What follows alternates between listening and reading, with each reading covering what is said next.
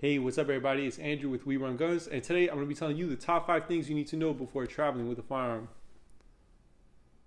I want to preface this video by saying that rules and regulations obviously do change over time, so please check the appropriate websites, such as the TSA website, for the most up-to-date information. This is not legal advice. This is merely my own personal experience and what I've been able to research on my own. Now, with that said, let's go to number 1. So number 1 is know the TSA rules and regulations. So TSA basically wants you to declare your firearm or firearms, more than one, or ammunition as soon as you get to the front desk of your check-in. Obviously, this could not go on carry-on. This has to go in your checked bag, but it's pretty simple. So basically, you'd have a container with your firearm, and that container will go inside of your checked bag. Now, as far as the container is concerned, they do want it to be a very hard case container, something that's not easy to open or easy to pry on the sides.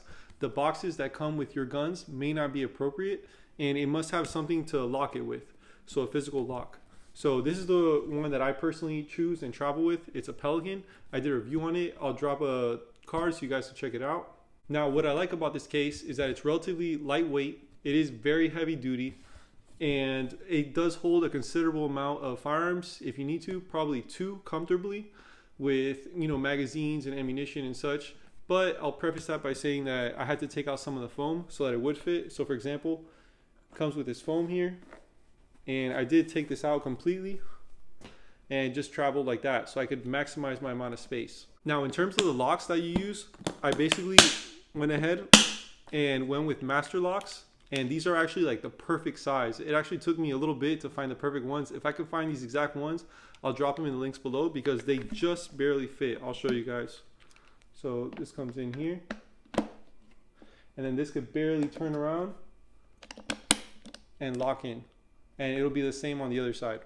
Now, number 2, next thing you want to know is the policies of the airline. So the airlines may actually have different policies. For example, American Airlines I know has different policies than Delta.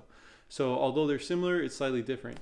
So American Airlines, for example, when I called, they told me that they actually wanted my information prior to me arriving to the airport. So they want to know a couple days in advance that I will be arriving with a firearm so they could input that into their system. Now, Delta, on the other hand, did not want that information ahead of time. They didn't need it. But what's a little odd, more than TSA, they wanted the bullets inside of the magazines to be empty. So TSA doesn't really enforce that, but apparently Delta does. So Delta doesn't even want the magazines to have anything, even though they're outside of the firearm and there's no round in the chamber. So I found that a little odd, but it is what it is. It just kind of ruined my little space efficiency in my box. So the procedure for approaching the front desk when you're checking in your bag is very important. You do not want to scream, "I have a gun." You basically want to come in, calmly say that I have a secured firearm. That's probably the preferred term to use. And just say, that's what I'll be traveling with today. So from then, they should know what to do. If it's a newer employee, probably they'll look up in the system and try to see exactly what they have to do or what are the policies, because that's what happened to me the first time. The employee wasn't very familiar with the process, so he had to kind of research it ahead of time in front of me. But, it is what it is. So it was pretty easy. On the first time that I traveled with my firearm, all they wanted was my license, my information, and they wanted to know that the firearm was unsecured. So I had to actually open my bag, not the box with the gun inside. That remains closed throughout the entire process. Now, all you need is to open the bag, show where the box is with the firearm, and what they'll do is they'll put a slip inside. So this is the slip that they gave me, and they asked me to sign it on the back. And basically it states, "I declare as required by Federal Regulation 49 CFR 1544.203 that the firearm or firearms being checked as bags are unloaded and packed in a hard-sided locked container." So I signed this paper, I put it on top of my box, I closed my bag, he took my bag, and that was it. So obviously I had to pay for a checked bag for Delta because it wasn't included in my ticket. So that was like an extra 25 bucks, but there's no specific fees for traveling with firearms, although some airlines may charge a fee for that. Now, when I was coming back home and I was actually in Atlanta flying out, they actually had a little bit of a different procedure. So the beginning was the same, where I signed that paper, I put it on top, but instead of just go through security, I had to actually travel with my bag and go through to TSA so that TSA could physically open my bag, look through, check it out, and then I could proceed to leave. Another caveat or odd thing I found was that Delta, for example, has a limit of 4 pistols that you could bring, and I didn't really ask too much about their long rifles, but every company has their own little nuances that they require, so make sure you call ahead of time and get all the information from your specific airline to see what they may or may not require.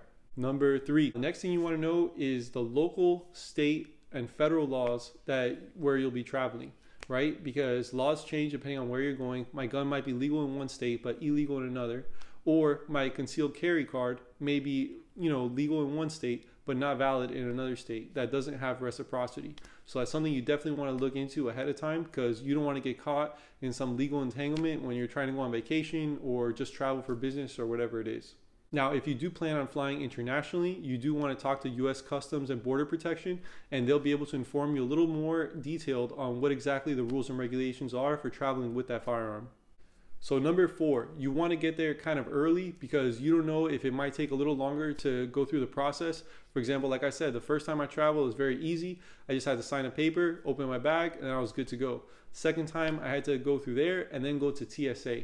Also, when you're picking up your checked bag, it is not going to be in the normal carousel with everyone else. So that's a good thing and a bad thing, because at first I did not know that, and everyone pretty much got their bags and I was stuck there waiting, and I kind of freaked out thinking my bags just got stolen with my guns.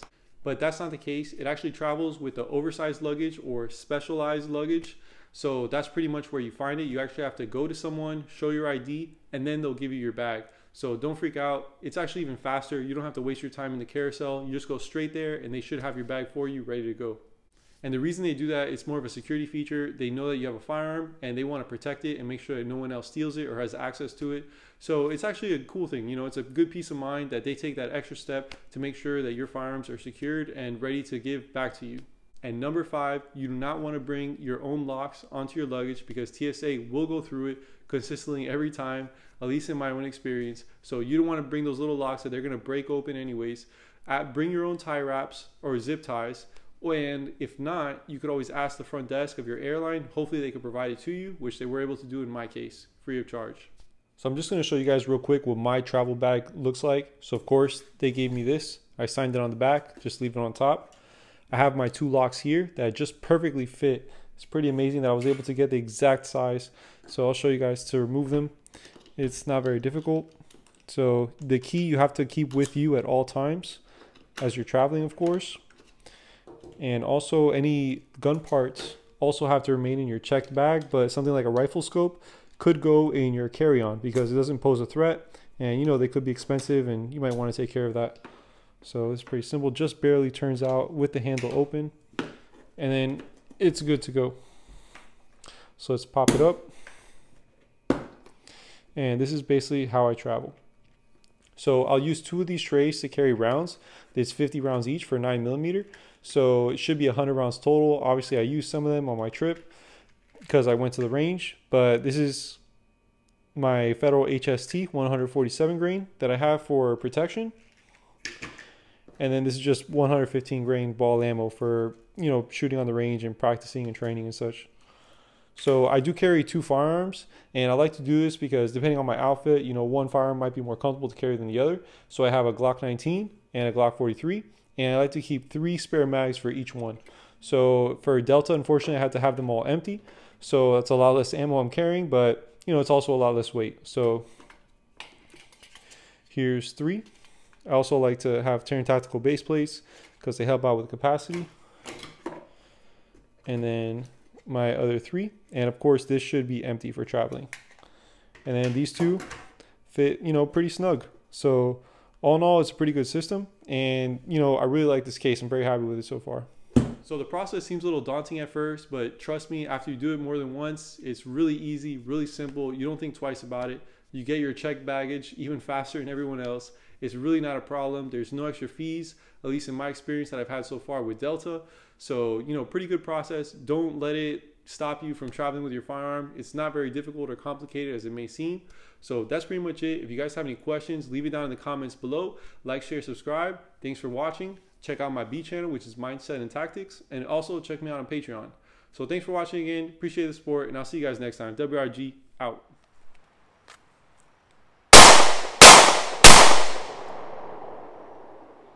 Look around. 300. sir.